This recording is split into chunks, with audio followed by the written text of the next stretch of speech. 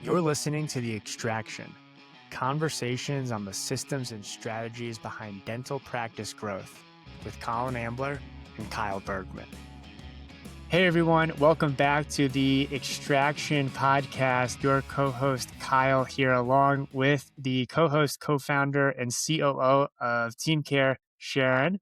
And we have a very special guest today, Rob Montgomery, the founder of yourdentallawyer.com, which is the website for his namesake firm, also the co-host of the Dental Amigos podcast. On this episode, we talk with Rob around all of the fears that dental practice owners have, why most of those fears you should stop worrying about, and also a lot of the nightmare and horror stories that happen, but how you can avoid all of them.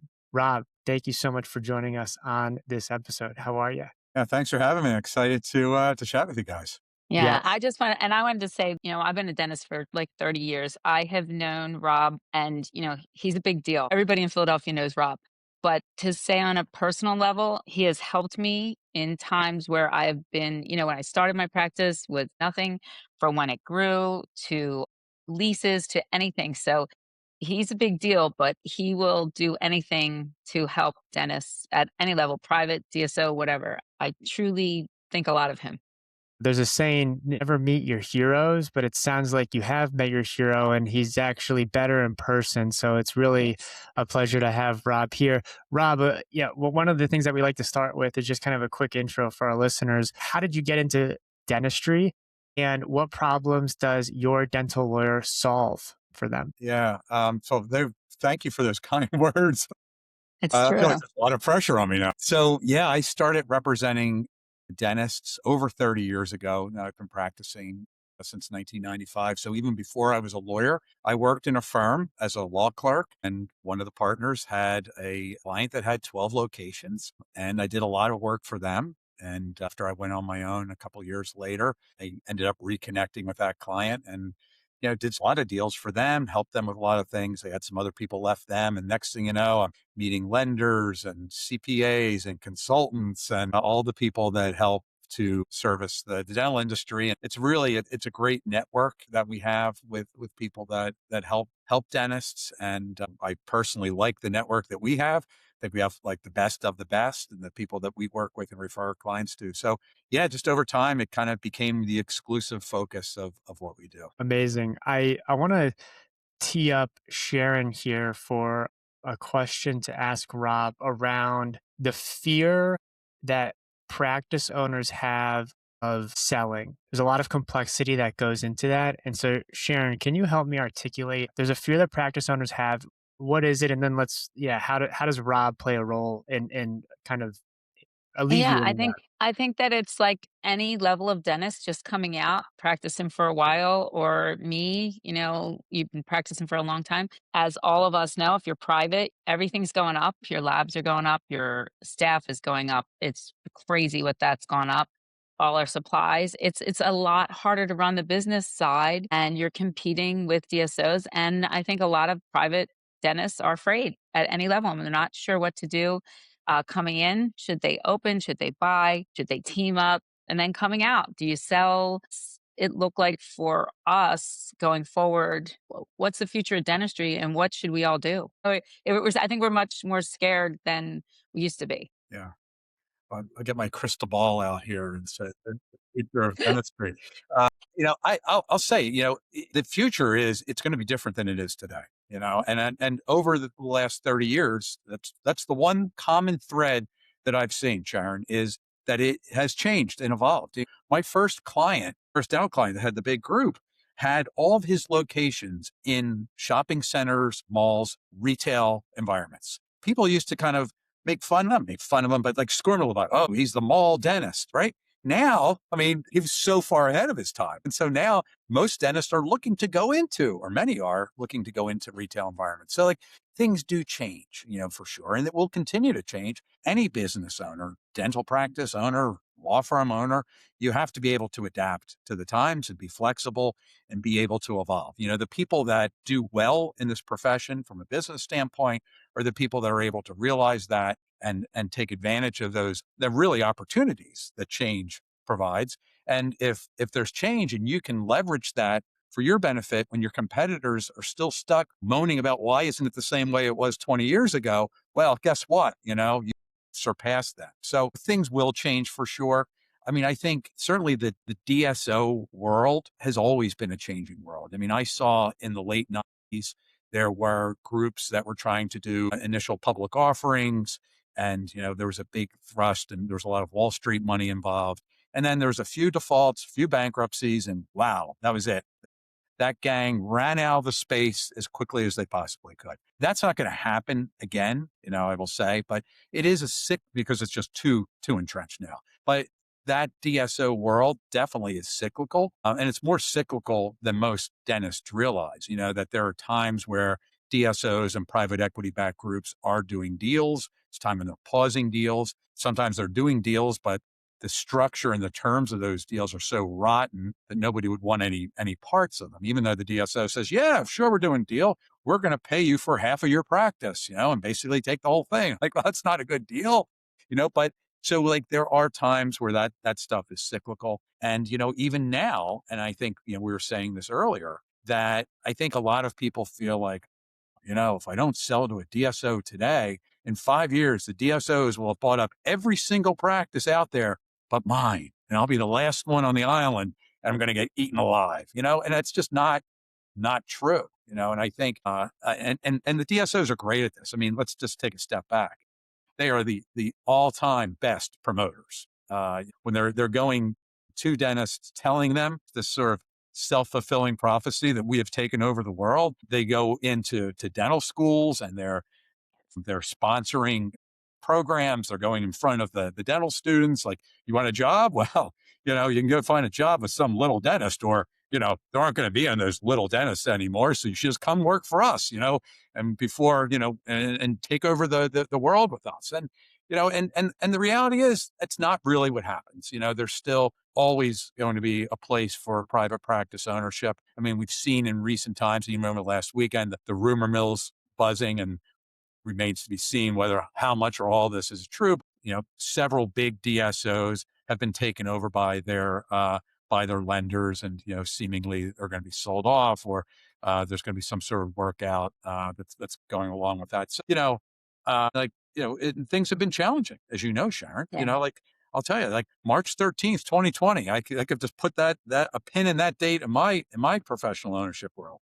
The world got weird, and it's been weird ever since, and it's continuing to change. And as much as I'm talking about change is good and adapting, like it can be a little exhausting, I'll admit. But you just look at how challenging it's been to run a business. And if you're a dentist, you can absorb a little bit of a loss, and you've got your profession is tied. This is where you practiced your profession.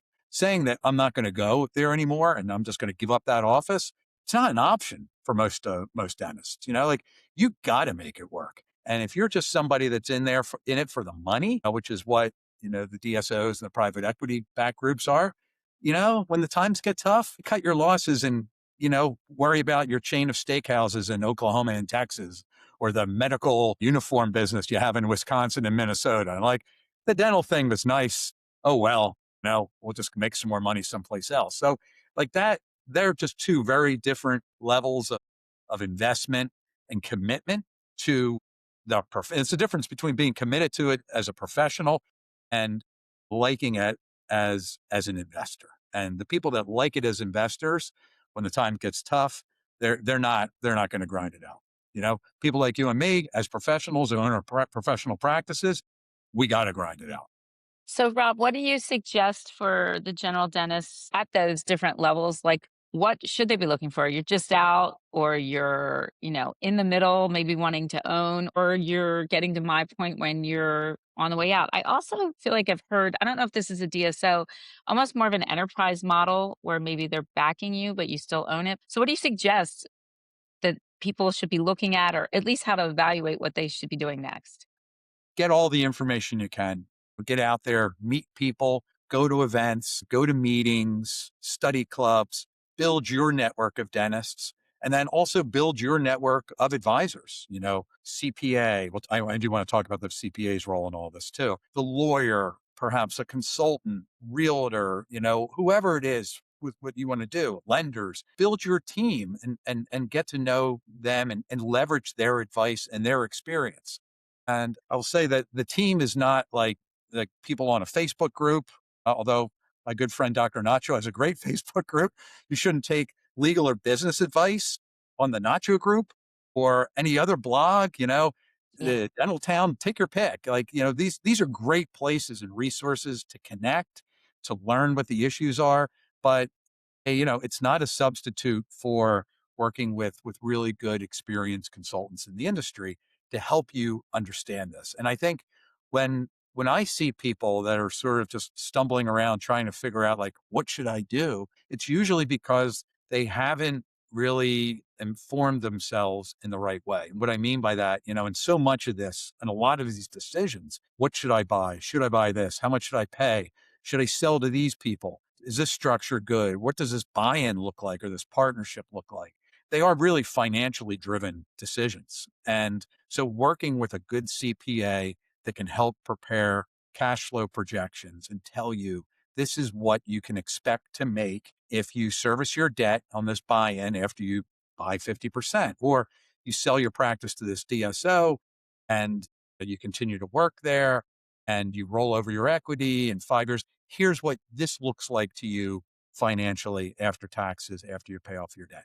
All these are decisions that people really beat themselves up with. And then, but once you get that, those numbers, you quantify these decisions, they're not so hard. Like you stand there, it's like, I don't know, door number one, door number two, door number three, but all of a sudden when you have good information, just like, your patients, informed consent, once you have an understanding of what the decision is and what the impact is, then all of a sudden, door number two lights up and like, that's obvious. What we see a lot of times, people are like, I don't know, should I sell to a DSO or not? Like, it's not, for most dentists, it's not even a decision of theirs because either your practice is so big that you have to, or it's not big enough where you can't. There's a small sliver of practice owners that straddle both of those worlds that actually have to worry about which way should I go. Once you understand what your options are and the numbers are, you that decision makes itself. So, I think it's just really important to work with people that can give you guidance and advice and kind of in the right way, not pulling it off of, blogs and Facebook groups. Wow, Rob, that was a really interesting insight that you just had. Can you expand a little bit on that? And just to kind of repeat what I think you said, an outsized proportion of practice owners are stressing on something that actually they shouldn't be because it doesn't impact them the way they necessarily think it might. Am I understanding correctly? Yeah, absolutely. I think a lot of people say like, my friend did this, or I know a dentist that did that, and I think I want to do that too. And a lot of times that's the first 5 minutes of a conversation.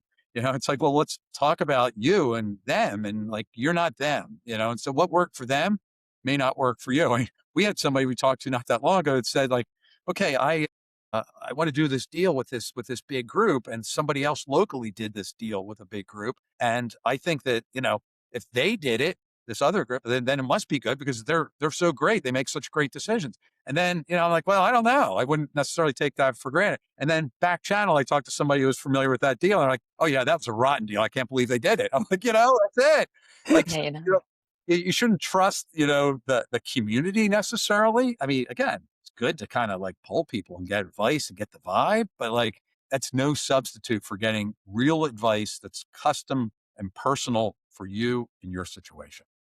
To kind of put a little bit more specificity to that, I'll provide you with a metaphor of sorts. So my background is in the e-commerce apparel industry. And I can tell you after being in that business for 10 years that if you have a e-commerce apparel brand and you're not profitable and you want to sell, good luck. Maybe you'll get 25 to 50% of the inventory that you have at cost. So now if you're profitable, you can expect maybe between a 2 and 4x multiple of EBITDA. And so that's a very sobering conversation for a lot of e-commerce brands that have this disillusionment that maybe I'll be able to have a huge exit. It's very, very, very hard. But before, really before COVID, there was this magical moment where you could raise a lot of money and potentially exit based off of top line revenue. It's not the case. And so those are some metrics that I could speak to within e-commerce for brands. Could you kind of ad lib the numbers that might make sense for a dental owner so people can say, okay, I really just need to focus on getting my practice better. Or maybe I do have something that's valuable today. Or even, and like, I love that, Kyle. And also, when you're making, from what Kyle's saying, like when you're making that decision, should I just bring someone in and try to sell privately versus I am on track to do, what Kyle's saying, like a bigger EBITDA that might push me over the top for something else. Yeah, I mean, just sort of pick up at the end of that, your question, Sharon. It depends, it really depends on the practice, the size of the practice, opportunities. It's really getting personal advice on your situation. Definitely something, but that's the question that people should be asking and realizing it's not like, a lot of the times the misconception is, I will hire an associate, bring on an associate or bring on a partner, and I will work less and make more. I'm not sure that No, ever doesn't happen. happens, right? So Never. but even knowing, like what you said, you're informed with this, that, if should I do it, what are the ramifications? That's not necessarily good. And I think they're the questions that you need to ask. Back in the stone ages of dental practice transitions, and for way too long after that, dental practices were priced based on top line revenue. So it was, 65 to maybe 80% of gross revenue. That's what a practice would sell for. Kind of a crazy way to value a business. It doesn't matter really how profitable you are. Like, who wants to buy a business that's got $10 million of revenue, that's got $11 million of expenses, right? For $6.5 million. Nobody. But that's the way that mindset really, it still exists, to some extent, in what we would call the dentist to dentist deal, private deals. And somewhat that's really somewhat attributable to, even though that number, shouldn't drive what the value is. If you kind of have normal levels of overhead, like, you can kind of back into a number that yields that kind of formula. So, but that was really it, until the private equity group came to town and said, like, well, that's not how we're pricing deals. We want to price them on a multiple of EBITDA. And that's really, what larger practices would expect to how to value their businesses. And so with, that kind of valuation, you're talking about a multiple, as Kyle said, of EBITDA, which is essentially your profit after you back out some things. So, but in that world, and this is where the private equity people make their money, the higher, there's two variables in that formula. There's the EBITDA and the multiple. But, as the EBITDA increases, the multiple increases too. So higher EBITDA means a higher multiple. So let's just say that if you have $400,000 of EBITDA, hypothetically, you could sell your practice for a 5 times multiple. If you have dollars of EBITDA, you might be selling for a 7 times multiple. And of course, where the private equity people make their money is if you buy 10 practices with 500, with, let's just say $400,000 of EBITDA, at a 5 times multiple. When you put that all together, you now have $4 million of EBITDA that you could sell for a 11 times multiple. And that's where the arbitrage comes in. That's the roll up. And that's the game. So for practice owners, the higher your EBITDA, the higher the multiple you would Rob, expect. do you think that practices then should be, if they're starting to look like, I feel like the biggest thing we dentists do is they wait till they're 65 and they're like, all right, I'm gonna like sell to a DSO or I'm gonna bring someone in. And I think like it's a really hard lesson for a dentist because you're just working and you're making money and you're raising your family or doing whatever, living your life. And all of a sudden you're like, yo, maybe I want to get out of this in 2 to 3 years, and you're too late. Like looking at either way, staying private to sell to someone or doing the DSO transition. I know there's not like a magical age, but like a time frame that you should start to be looking at this, talking to your CPA, talking to you, like, people are going in this late and Yeah. Yeah. Definitely don't wait until the wheels are going to fall off. That's whether you're selling to a DSO or to a private dentist. Most DSOs, as we all know, are going to require an employment agreement from the seller, usually 4 to 5 years. Sometimes we'll see 3, but usually 4 to 5 years. So if you're ready to walk out the door, it's sort of like you got, an encore for 5 more years if you're going to sell to a DSO. In a dentist to dentist deal, it's, you may not have any kind of post-closing employment agreement. So much of this depends on the size of your practice. Large practices, you're not going to be able to get the same kind of valuation that you would get with a DSO. But here's what I would say. The best answer to that question, Sharon, you should start strategizing with that the day after you buy your practice. Yeah. Like that's it. Like you should be thinking about growing your business, growing value in your business. How do you do that? It's just like anything. You own this asset. Like you try to figure out what is it worth? How can you monetize it more? How can you increase value? And if you approach practice ownership with that mindset that I'm going to keep trying to build this and organize it in a way that is going to be scalable, that somebody else is going to want to pay me top dollar for, you can do that for the next 2 decades. You don't have to Yeah. sell. You just have a great business, And so that's when you really should start. When is the absolute latest? Like 5 years, 7 years before you're ready to retire. Like that's when, yeah, you better start to think about that because, Joe McGonigal, who, and we do a lot with deals with his clients and with DDS Match in the Mid-Atlantic region. He's got a great presentation on this. And, he shows that, if you start working with us 5 years in advance, puts up a rope with a bunch of knots. We can get a bunch of these knots out. If you come to us 2 years before, we can get some more, this is how many knots we get out. But if you come to us the day you want to walk out the door, we're going to sell this thing that's got all these knots, and so you can really help, basically, leverage your success and stack the deck in your favor to have a successful transaction. You plan far enough advance so you could solve the problems. You could solve overhead. You could solve bad real estate issues, bad lease issues. I mean, we've got 2 deals right now that are on life support in our office. They're large deals because we have uncooperative landlords and Mm. we're not agreeing in a reasonable way to allow the assignment of leases to the buyers. And, when was the problem made? That problem was committed when they signed the lease, when they start the practice, And so for us, we're representing startup dentists. We're looking at that issue and we talk to people about it. I'm like, hey, guess what, doc? I know you haven't even opened your doors yet, but let's talk about when you go to sell your practice and what that's going to need to reflect in your lease. The whole thing, Sharon and Kyle, it's Yeah. planning, and the sooner you start planning, better off you are. No, and that's an interesting one because that's that's a problem I'm having. And Rob, like, I haven't really ramped up working with him yet, but yeah, if you're personally on the hook for that lease and you decide I want to leave, that landlord's not letting you leave, even though you could sell your practice. You might have 5 more years on the lease. You're it's just like any business, and there are so many things like that you don't think of.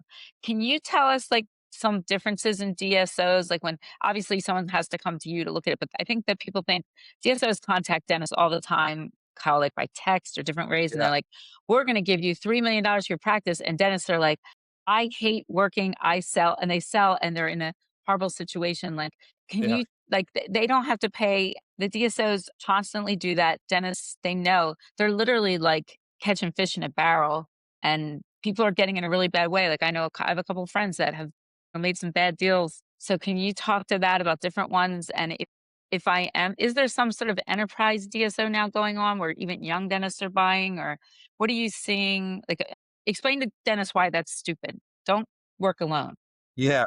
Well, I mean, it's just like anything else. Like if you want to try to like game somebody, like separate them from their advisors and people that could stop them from doing something. So like the unsolicited offer should always be avoided.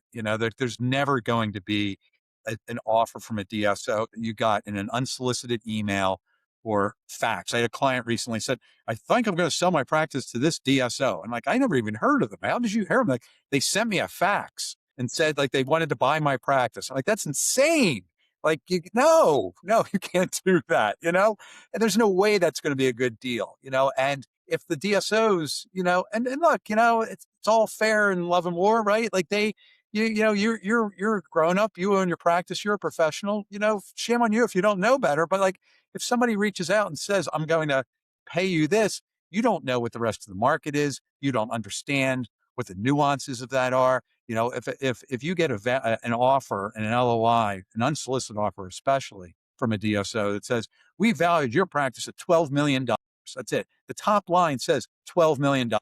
They don't want you to read the rest of it. They just want you to get drunk on that $12 million number. I'm rich. And I've got this great thing, $12 million, 7.5 times multiple. I'm going to go play golf and tell all my buddies that I'm getting a 7.5 times multiple. I'm great, and they prey on that. But what you don't realize is they're only going to pay, you're going to roll over 45% of that in equity and Bugs Bunny DSO that's got no market. You may never be able to sell, might be worthless. So you're going to get 55% in cash. You're going to have to, some that's going to be held back for like some kind of escrow for like indemnification. They might try to just get your accounts receivable as well, which you don't. They're going to try to make you leave cash in the business. You're going to pay taxes. And then after all is said and done, this $12 million is like you walk away with after taxes, like a couple $1,000,000, which is like how much you make in like 2 years as an owner, right? And now you don't own it anymore. And now you got to go to work for them for 5 years and make $1,000 a year less as, an associate than when an owner. So that's another $2 million out the back. So like after all is said and done, you made nothing in that deal. And that's because, Sharon, people, they don't get the right advice. A lot of dentists that are in that situation think like, I don't want to pay a broker. I can't possibly pay the broker 8%. It just eats it to the point where they just won't do it. And so like they save the broker fee and then end up leaving, hundreds of thousands, sometimes millions of dollars on the table. And even worse than that, it's like, it's the money, but then this is your last 5 years as a dentist, so your final curtain call is like, and this miserable job for these people that you don't like, who just basically stole your practice, paying you with your cash flow for what you have, like, And you congratulations. have to, yeah, you're practicing the way they say, and you lose a lot of good employees and you lose a lot of good patients because you're no longer practicing dentistry. You're just an employee. You're not taking care of people in the way that you just assume that would stay that way. Yeah, oh, for sure. And the shame is it's totally avoidable. If you work with the right team, they can help you understand which DSOs are good, which are not. Rolling equity in Bugs Bunny is different than rolling equity in Google, And so, all these things, there's just so much more to it that you can't possibly navigate it. And that's why the DSOs would love for you not to have a team, And so understanding those numbers, understanding what opportunities are out there, they would like for you to jump on the first bad offer they make. But the same mentality exists when it comes to the documents too.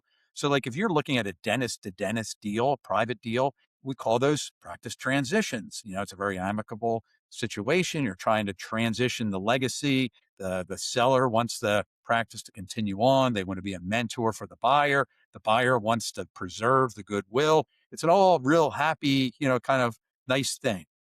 DSOs try to win the deal. They try to win the deal in economics.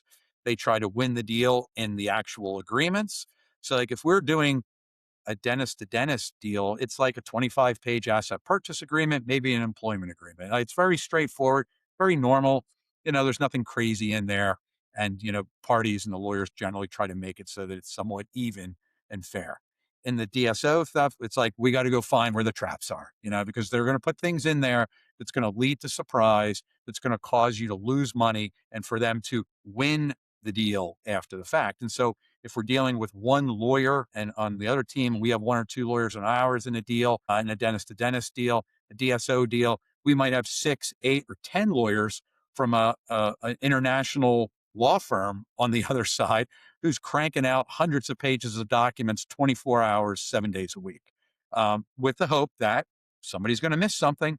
And if somebody misses something, that foot fault, they're going to jump on it and take advantage and claw back equity, sue indemnification, whatever it is, to the detriment of your client. So like 2 very different mindsets in every way. And frankly, Sharon, that just continues on after the deal is done too. That they are profiting off of you. They're using your cash flow to buy your practice, your labor to pay for your practice. And that's why for some people it has to be, but for others, it doesn't work. This might be the most valuable podcast we've done, the most valuable episode we've done yet.